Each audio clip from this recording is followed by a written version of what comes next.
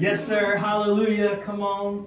Don't be scared to give it up. But yeah, so I want to set the table for you all. I want to start by saying this is not a TED Talk.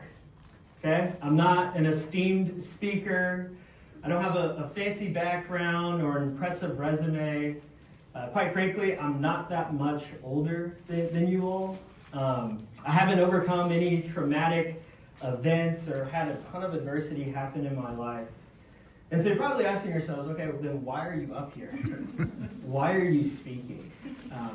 I think for me, a lot of my life, I believed a lie. And that lie was that I needed to be more accomplished, more put together, more successful, more fill in the blank.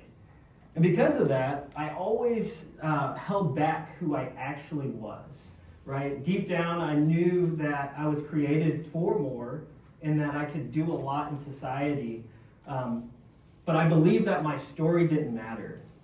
And so I want to encourage you all today, no matter what you've gone through, no matter what kind of experience you have, no matter what kind of resume you have, no matter what your college GPA is, no matter what your family says about you, I want you to know that your story matters. And so I'm titling this talk, Power in Your Path, Purpose in Your Story.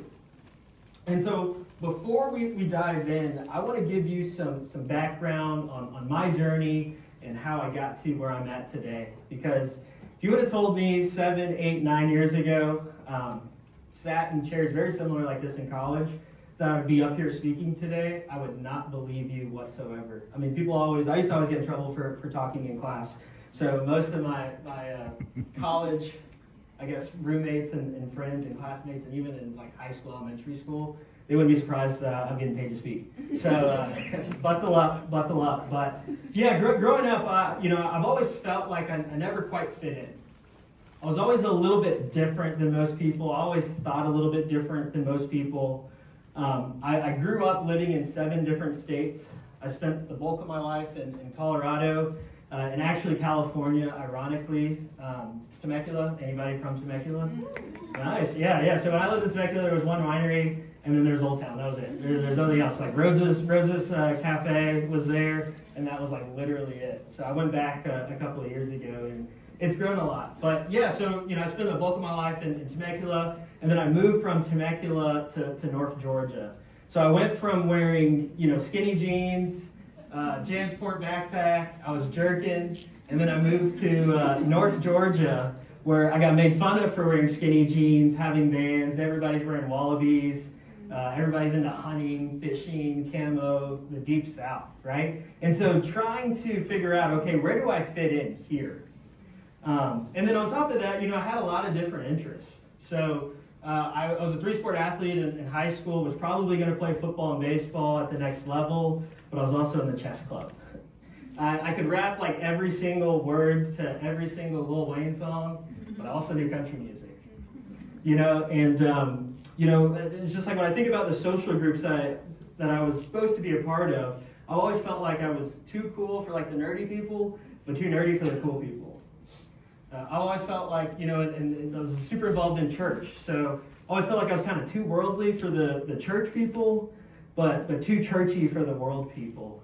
And then racially, I actually went to high school in a predominantly white area. When a lot of people hear Atlanta, they think, okay, it's super diverse, which it is, but the area that I lived in, I graduated with 600 kids in my class, and there's only 2 black males, right? So figuring out where I fit in there, I've always felt like I was too black for the white people, but too white for the black people. And no one really knew where to quite put me into a box. And, I was having this conversation with a mentor in high school, and he said, oh, don't worry about it. He's like, you're going to play baseball at Auburn, you're going to the big leagues, like, you've got big things for your career. And I believed him. I always had really high expectations for my life. At an early age, people were like, oh, you're going to be successful, you're going to make a lot of money. And to be completely honest with you, that hasn't really happened yet. But that goes to show that, like, growing up, I had this expectation of what my life was going to look like. And then how my life unfolded was completely different than that. And it made me question, okay, where do I fit in? So I get to Auburn, I committed to Auburn to play baseball, and everybody in my freshman recruiting class leaves after our coaching staff gets fired. So all the guys I was very close with my freshman year, they're all gone. During my time there, I go through 3 different coaching staff changes in 3 years. I go through a revolving door of teammates, each kind of with their own personalities, trying to figure out where I fit in with the team and the locker room culture. I'll ultimately end up graduating early from Auburn, redshirting my freshman year, and then having the opportunity to be a graduate transfer before Joe Burrow made it a cool thing when he went to LSU. But I decided to go to the University of Cincinnati to play my junior year, and the plan was for me to play 1 year at Cincinnati. I was going to get drafted, and then play in the big leagues, and then retire at like 40 and be like the next LeBron of the MLB. Well, that obviously didn't happen because I'm standing right here with you all. But ended up spraining my wrist when I went to Cincinnati, still having a decent year, a little disappointing for me. And then coming back my senior year, having a really good senior season. I'm talking to my agent, I'm talking to pro scouts, probably have the opportunity to play professionally. And then this little thing happened called COVID. I don't know if you guys were there for that. Or if you remember, I know that's forever ago. It was like DC before COVID. Sorry, I had to throw that joke. I know, I'm full of dad jokes. But yeah, so COVID happens, and then it kind of put a wrench in my plans. So now I'm navigating, okay, do I go back for a 6th year of college? Do I continue to try to play baseball professionally? Do I start a career? Well, I had my wife now, she was like, no, you do not need to go back to college. I'm not going to be following you on a bus in the minor league system, so you need to get a job. So at this point, I've worked 3 or 4 internships as a student athlete, mainly evolving around sports. So that was most of my experience and plan to pursue a career in sports.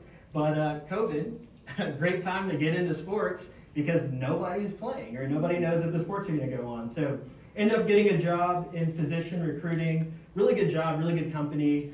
Knew a lot of people there.